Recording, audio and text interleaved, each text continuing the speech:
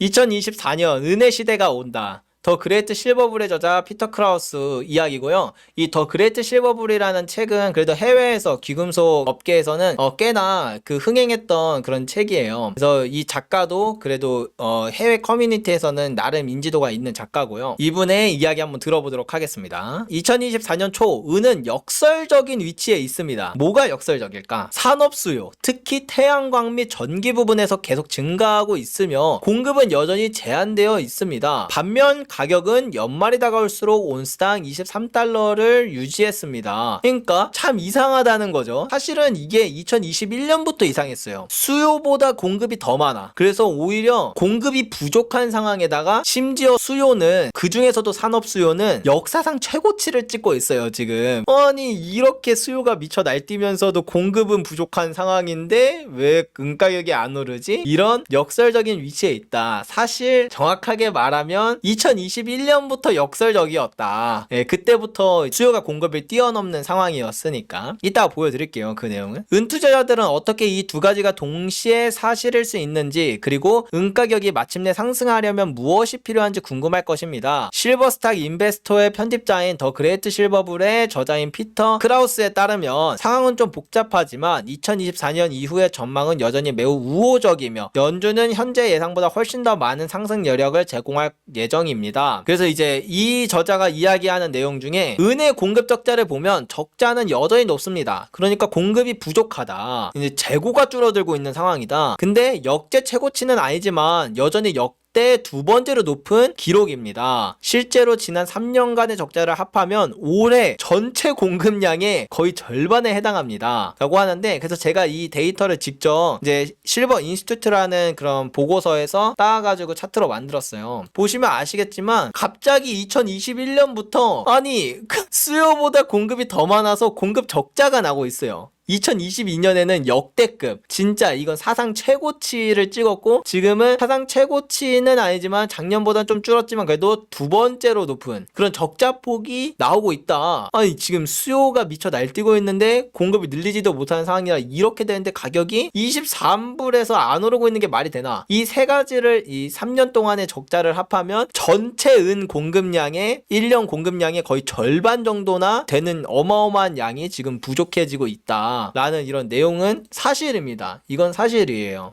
제약된 은 공급, 광산 생산량이 크게 증가할 가능성도 없습니다. 그러니까 이렇게 지금 수요가 미쳐 날뛰고 있으면 광산에서 공급이 늘리면 되는 거 아니냐. 근데 제가 예전에도 말씀드렸다시피 금이나 은을 채굴하는 그런 광산은 지금 채굴하겠다고 마음을 먹으면 실제로 금과 은이 채굴돼서 나오는 건 10년 뒤이기 때문에 이게 치차가 되게 넓어서 갑자기 늘릴 수도 없다라는 거죠. 오히려 지금은 줄어들고 있는 상황이고, 그래서 올해 초 상위 13개 은 생산업체를 대상으로 공급 전망을 조사했을 때 기본적으로 우리는 앞으로 수년 동안 2016년 광산 공급 최고치를 재검토하지 않을 것이라는 합의가 있었다고 지적했습니다. 한마디로 지금 그 은 생산업체 13개의 그런 공급 전망을 조사해 보면 앞으로 은의 생산이 늘어날래야 늘어날 수가 없는 상황이다라고 모든 업체가 입을 모아서 이야기했다라는 거죠. 근데 이거는 뭐 이 업체 이야기를 들어보지 않아도, 굳이 안 들어봐도 제가 귀금속들, 이제 뭐 금광 주식들이라던가 그런 생산 업체들의 그 사업 보고서를 읽어보면 그냥 생산이 박살이 났어요. 근데 이게 웃긴 게 생산이 늘어나려면 어떻게 늘어나야 되냐면요, 이 금과 은의 생산이 늘어나려면 설비 투자가 먼저 늘어나야 돼요. 그러니까 미리 금광이나 이런 데를 부지를 선점하고 여기에 인프라를 깔고 그 다음에 규제 허용을 받고 뭐 이런 다양한 것들을 해야 하는데 돈이 먼저 들어가야, 그래야 10년 뒤에 실제로 채굴을 할 수 있게 된단 말이에요. 근데 이 설비 투자가 거의 지난 10년 동안 계속 줄었어요. 계속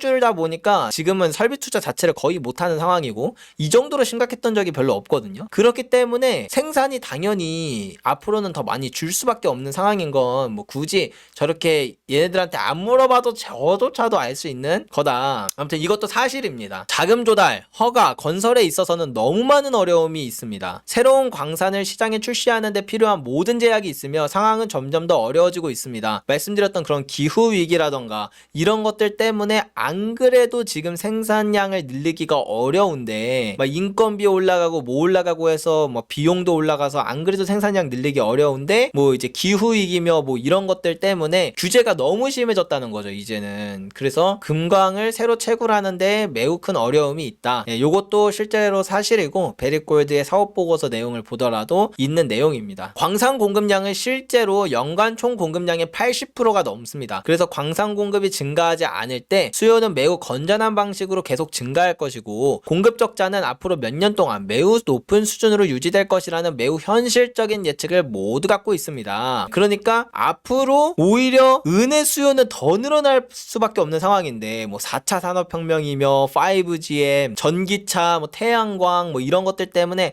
안 그래도 지금 은의 수요가 미쳐 날뛰고 있거든요. 근데 앞으로 인공지능 발전이 여기서 멈출까요? 태양광을 줄일까요? 은의 사용량이 지금과 비교하면 앞으로는 뭐 차도 전기차로 바뀌어 뭐 에너지도 다 전기 에너지로 바뀌는 추세야. 그러면 이제 은에 대한 그 수요량이 더 늘어날 수밖에 없는 상황이기 때문에 수요는 앞으로 훨씬 더 늘어날 일밖에 안 남았는데 공급은 제약돼 있다. 줄으면 오히려 더 줄일 수밖에 없는 상황이다. 그럼 공급 적자는 앞으로 더욱더 높아질 수밖에 없다는 이 예측은 저는 거의 기정사실이라고 생각을 해요. 일단 수요는 여러 가지 변수가 있을지 모른다고 쳐도 공급은 대부분 변수가 없거든요. 공급은 제가 이제 340년치의 생산량 데이터를 받아서 확인해 봤는데 공급은 변수 자체가 거의 없어요. 그래서 제가 봐도 은 공급 대란 일어나는 건 뭐 이제 시간 문제긴 하다. 언제 일어나느냐의 차이지 뭐 이것도 저는 동의하는 바고 그래서 이전에 저도 이거랑 관련된 영상들도 올려드렸던 적이 있었죠. 그래서 2024년 은의 시대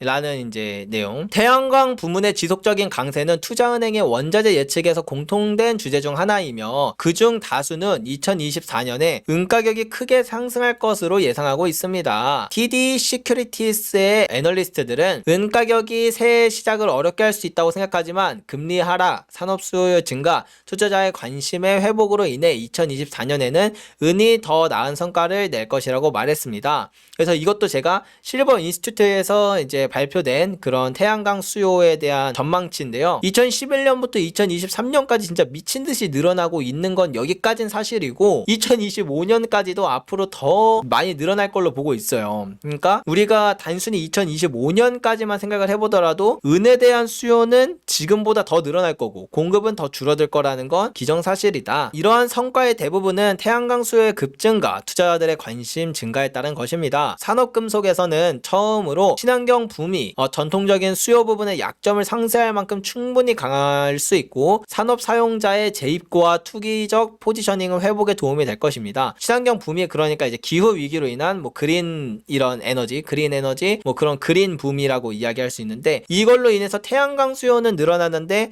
은의 공급은 줄어들 수밖에 없는 규제가 심해져서 요게 지금 핵심인 거죠. 그들은 은의 산업금속이자 화폐금속이기 때문에 금리 상승과 산업 수요의 약화와 이중 문제라고 지적했습니다. 투자자들은 금리가 상승하거나 제한적인 수준에 머물 것으로 예상될 때 매수 포지션을 구축할 의욕이 거의 없습니다. 경제가 실질적으로 둔화될 때 매수를 줄이는 경향이 있습니다. 분석가들은 경제 회복이 전망되면 산업 수요 강화로 은 가격이 더욱 지지를 받을 것으로 예상하며 이로 인해 2024년 중반에 은은 온스당 26달러가 될 수 있습니다. 라고 이제 이야기를 하는데 제가 가장 지금 은에 대해서 불안하다고 보는 부분이 이거였죠. 뭐 금리 상승이나 이런 거라기보다는 경제가 실질적으로 둔화될 때 매수를 줄이는 경향이 있다. 왜냐? 은은 전체 수요의 절반 이상이 산업 수요로 쓰이는데 거기에 더불어 경제가 안 좋다는 건 유동성까지 줄어요. 금과 은에 대한 가격이 내려갈 수 있다라는 부분이 있는데 실제로 경제 위기가 왔던 순간들을 다 놓고 보면 은 가격은 하락률이 막 50%도 넘는다라는 거죠. 그래서 저는 사실 2024년에는 은 가격이 좀 많이 부진할 거라고 생각을 해요. 그래서 제가 작년 6월부터 금을 계속 사모았던 이유도 뭐 이것 때문이라고 몇 번에 거듭해서 이렇게 말씀을 드렸던 이유가 바로 요건데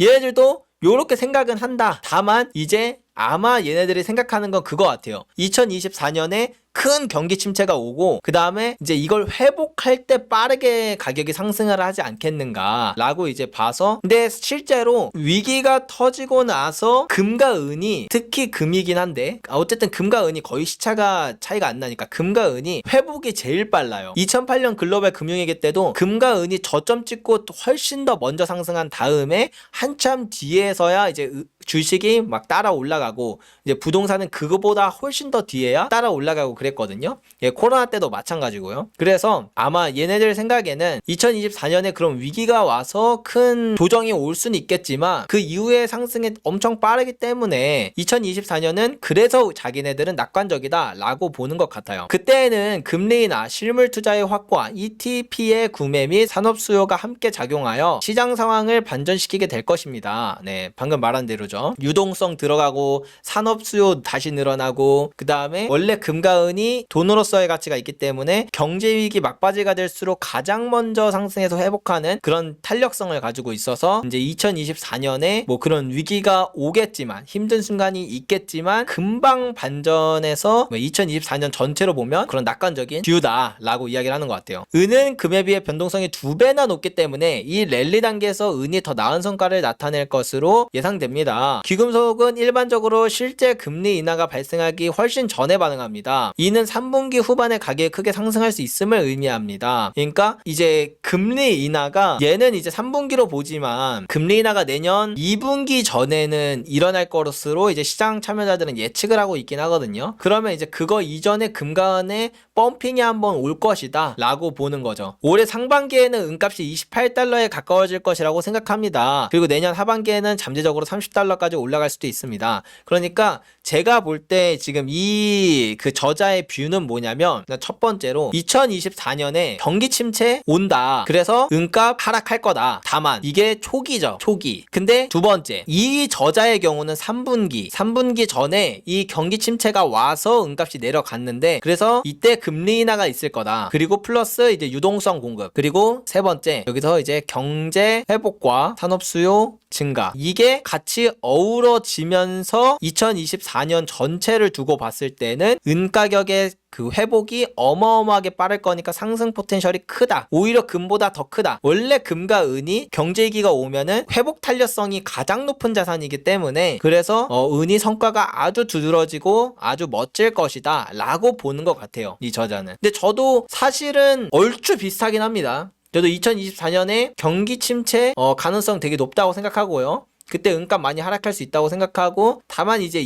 여기 이제 디테일한 뷰가 좀 다른데, 저는 그 위기가 짧게 끝날지 조금 길어질지 요건 모르기 때문에 그건 이제 저는 두고 본다는 마인드. 그래서 2024년을 저는 진짜 이 사람이 말한 것도 저는 일리가 있다고 생각해요. 그래서 이것도 가능성이 있지만 자칫 잘못하면은 2025년 한 중반까지도 그 위기가 만약에 좀 침체가 길어진다면 이때가 오히려 더 기회일 수도 있으니까, 저는 약간의 시차적 차이는 있지만 이거의 메커니즘은 좀 비슷하긴 하다. 네, 시점의 차이는 좀 있지만 아무튼 그런 얘기인 것 같습니다. 탈달러화가 은에 미치는 영향. 그 탈달러화 하면은 이제 전 세계 국가들이 더 이상 이제 넌 달러 이제 안전하지도 않고 이거 이제 막 같이 뭐 물가 상승률 빵빵 되면서 같이 떨어지는데 우리 중앙은행에 이거 보유하고 있어야 돼? 우리 그냥 달러 말고 금 사자. 지금 사실 이렇게 세상이 돌아가고 있어서 전 세계 중앙은행의 금 매입량이 역대 최고를 막 계속 돌파하고 있잖아요. 지금 14년 연속으로 계속 사모으고 있는 것도 있고, 이런 것들로 해서 금에 대한 영향은 많이 있을 수 있다라는 건 알고 있지만 이게 은에도 영향을 미친다고? 라는 내용은 일단 기본적으로 제가 이 전체적인 내용을 짧게 설명을 드리면, 탈달러화가 은에 어떤 영향을 미치는가, 이게 굳이 저 얘기를 그러니까 다 안 읽어도 되는데 어떤 영향을 미치는가 하면, 탈달러가 되면 첫 번째로 달러가 약세가 됩니다. 왜냐면 다른 국가들이 그동안은 달러를 워낙 많이 사고 그 다음에 그 달러를 다 자기네 외환보유고에 쟁여놓기 때문에 달러 강세 요인이었는데, 탈달러가 되면 그렇게 모아놓은 달러를 다 팔아서 뭐 금이나 뭐 아니면 차라리 다른 국가의 국채로 바꿔놓는 경우들도 많이 있어요. 예, 그런 것들이 있다 보니까 달러가 다시 미국 안으로 쫙 유입돼 버리면서 인플레이션이 발생하고 달러 약세 요인으로 작용을 해버려요. 그래서 첫 번째로 달러 약세, 두 번째 인플레이션, 그리고 세 번째 지정학적 위기 고조, 이런 것들이 있다 보니까 이 셋 다 뭐에 그러면 영향을 많이 주냐? 금에 영향을 많이 줘요. 근데 제가 늘상 말씀을 드렸지만 은은 금 가격을 그대로 쫓아갑니다. 예, 그대로 쫓아가는 성향을 갖고 있어요.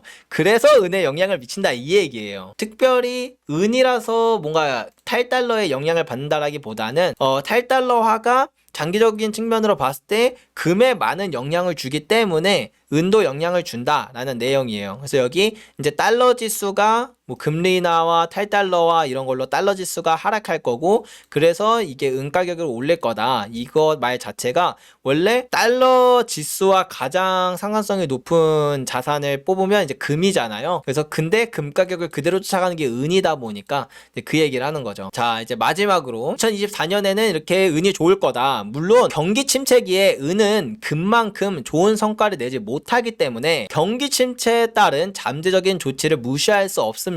은은 금보다 산업용 금속에 더 가깝기 때문에 연준이 금리를 인하하기 시작하면 시장은 이를 내다보면서 우리가 경기 침체를 겪게 될 것이라고 생각을 할 겁니다. 하지만 경기 침체를 빠져나오면서 은은 산업 수요 반등으로 인해 큰 수혜자가 될 것입니다. 따라서 이 경우 은이 금을 앞지르기 시작합니다. 라고 이야기를 하면서 2024년이 왜 은의 시대인지에 대해서 말을 하는데요. 뭐 정확히 말하면 2024년부터 은 가격이 막 폭발적으로 성장한다 라기보다는 폭발적으로 성장할 수 있는 모든 모멘텀은 갖춰졌는데 그 중간 가운데 경기 침체에 대한 리스크가 크기 때문에 이것 때문에 한번 꺾이고 이제 올라갈 거다. 꺾이고 그 다음에 정말 무서운 속도로 올라갈 것이다 라고 이야기를 하는 게 크라우스의 이야기고요. 사실 뷰가 저랑 비슷하기는 해요. 저도 2024년에 큰 침체가 오고 이 침체 이후에 금과 은의 정말 역사적인 폭등장이 올 수 있다고 보거든요. 왜냐면 이전에 그 2008년 글로벌 금융위기 이후부터의 상승이 이전의 상승보다 훨씬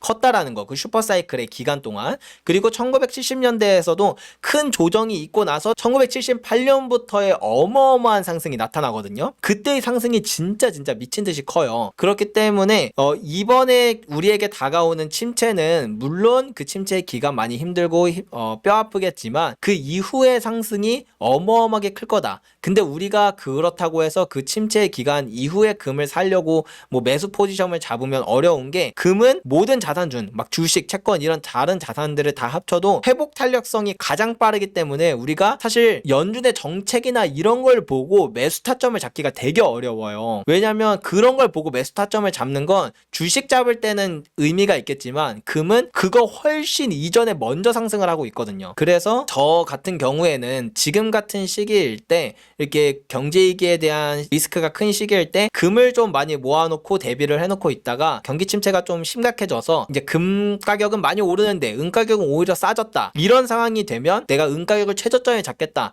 하지 않아도 그냥 은을 보유한 것보다는 훨씬 더 같은 돈으로 더 많은 은을 살 수 있는 기회를 얻게 되는 거니까, 실제 자산이 더 늘어나기도 하지만, 금을 보유하다 보면 자산이 늘어나긴 하지만 뭐 그런 기회를 잡을 수 있으니까, 그래서 저는 작년 6월부터 금을 사모으고 있는 이유가 이런 메커니즘 때문이었다. 그리고 이 메커니즘은 크라우스의 뷰와 비슷하다. 다만 시점의 차이는 저는 2024년에 꼭 저점을 찍고 반등해서 은이 빛을 본다 라고 보기에는 그럴 가능성도 있지만 2025년까지 조금 더 늘어지게 될 가능성도 있기 때문에 그거는 이제 상황 보면서 하는 게 좋지 않을까? 뭐 제 뷰는 그렇다. 이렇게 하면서 마무리할 수 있을 것 같습니다.